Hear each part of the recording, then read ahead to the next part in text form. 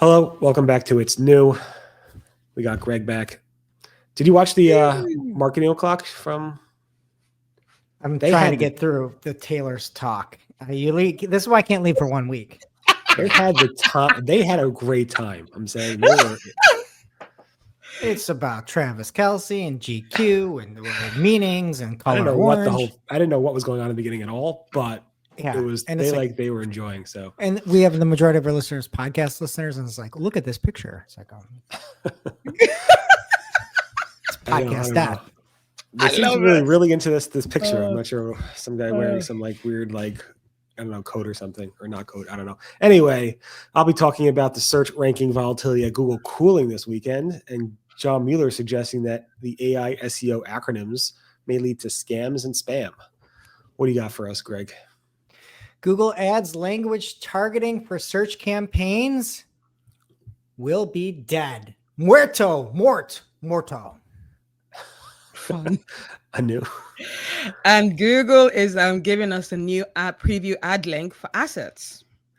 And if Morty was here, he'd be talking about new Chartbeat data that may agree with Google around publishers and clicks. All right, so Google search ranking volatility seemed to have cooled. I always write about how it's always heated, so I figured, hey, it really cooled down, so maybe I should cover that. All the tools, not all, most of the tools, vast majority of the tools showed significant cooling on Saturday and Sunday for the Google search ranking volatility, so much so that it makes you wonder if this is the calm before the storm. Greg, did you buckle up? In. Good. All right, because we don't know what's coming. Sometimes we see this. We see this calm, like this stuff to calm down. It gets cool, and then Google will announce something. And we had the past 2 years August core updates, so maybe this will be another year of another August core update. We'll see. And then John Mueller got a bit spicy on Blue Sky, where he basically went ahead and said that these SEO, SEO like alternatives like GEO, AO, IAO, whatever, the AI SEO acronyms may lead to scams and spam. He said the higher urgency and the stronger the push of new acronyms, the more likely they are just making spam and scamming.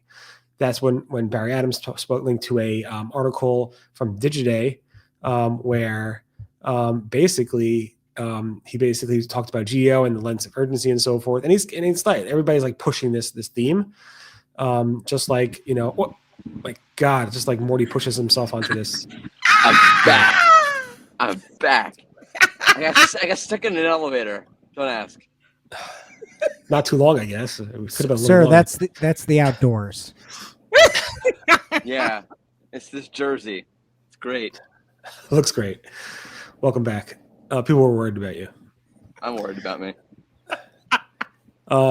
So don't be pushing and peddling this GEO stuff, although a lot of people are, and I don't know. I think a lot of people's intent is that they really do think things are changing and you need to adapt and they need to call it something else.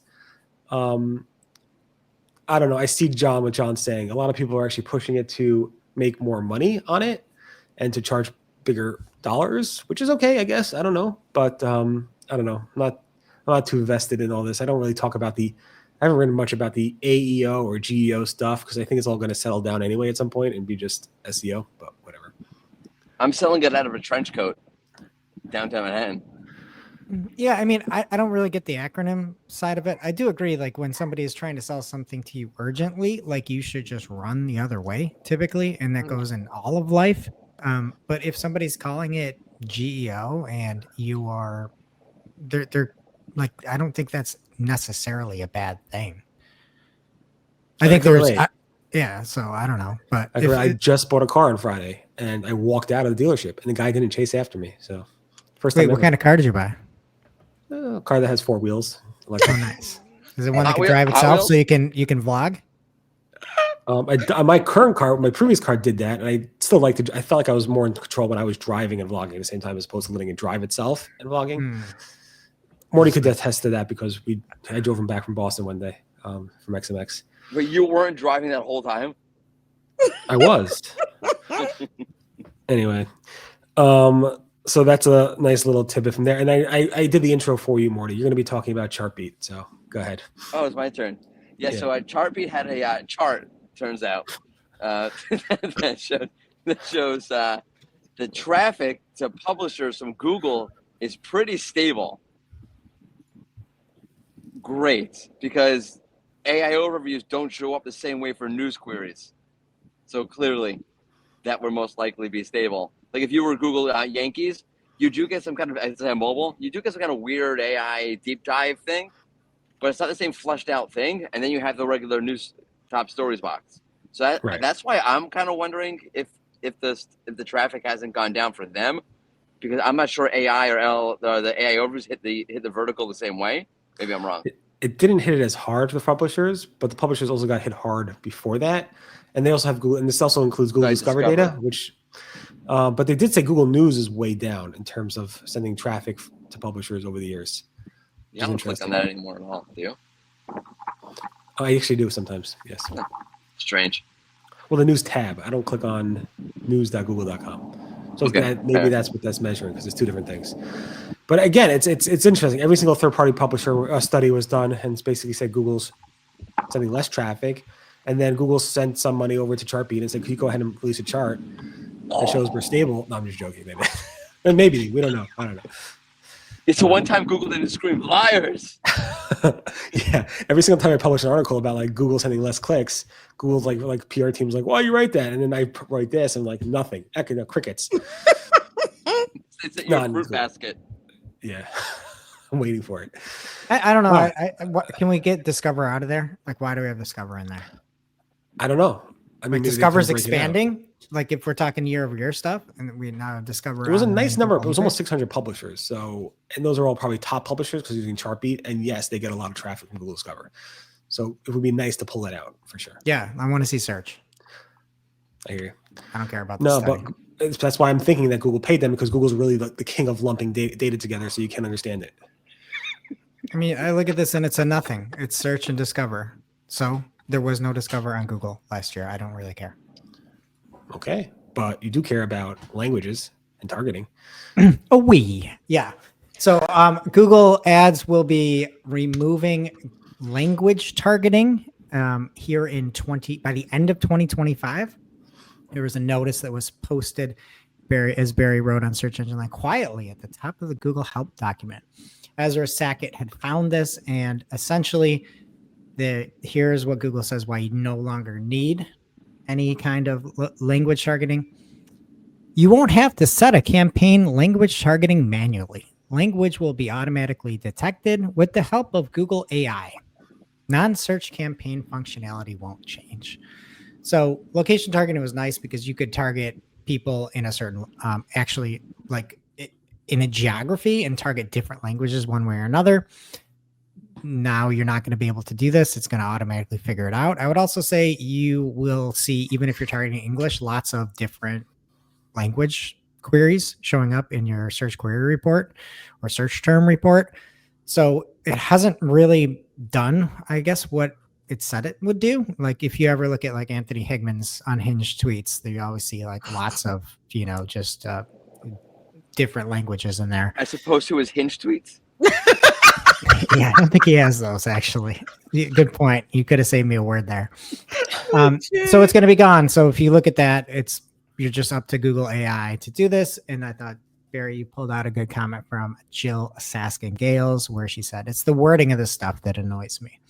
I don't mind the change. I get it. But when Google tries to frame it as just trust our AI, you don't need to think about this anymore. That's what pisses advertisers off. And we see that with close variant matching. We talked about a study last month with that. We see all this come through. AI is good at the moment. It is not great. I would feel way better if they launched this in like 3 years once everything was kind of improved. Yeah. But Google's pretty good at the translation stuff with AI. That's one thing they've been doing for a long time. So maybe they're pretty good at figuring out language settings and targeting based on AI, but who knows? I mean, if you want me to expand on this, that would be the right way to think, except you're not thinking like Google Ads. You're not thinking like Google. They take everything and they just blow it out. And they'll say, look at these phrase match terms. Look, we've expanded our close variance year over year. They will do anything to make money. And so I would love if they were actually smart and using this in the right way. There's no track record of that. So I can't go along with you on it. Okay. At least Google doesn't use urgency. But what they do is give us a preview now. Yes, they do. Thanks for that, Barry. Yeah. So I'm trying hard with the transitions. I love the transition. It makes no sense, but why not? Can I take a moment though? Greg, Morty, I've missed you guys, and I'm really happy that you guys are back. I don't know. I just had a moment of like just hearing you guys talk. I was like, I've missed my guys. I don't know. Anyway. People in the comments were like, those guys, glad they're gone. Yeah, I know. That wasn't me. Like, yeah. That wasn't me. That might have been. You I can don't know. go listen to Taylor talk then. Go to that. Anyway, so Google has added like a new convenient feature in Google Ads console that lets you preview ads directly from the view assets detail screen that that's been reported by our good friend Barry here on the SE Roundtable. So yeah, check that out. And that was discovered by Govind Singh Panwar, who shared a screenshot on X showing that you can preview your ads before they go live, which is always, I feel, a good thing, so that you know whether you're about to show ads that makes sense or not. So yeah, check that out, see if you can find that in your UI. I think that's quite a cool feature in my opinion. Yeah, for sure. And if you need any ads help this week, you're not going to get it from Google as liaison. Jenny Marvin's off this week on vacation, but so is Morty. And if you need help from Morty, he'll be in the commentary on YouTube answering all your questions. Always. Thank you very much. I appreciate you guys being here. Have a great day. Speak to you guys tomorrow, maybe. Bye-bye. Bye. Bye.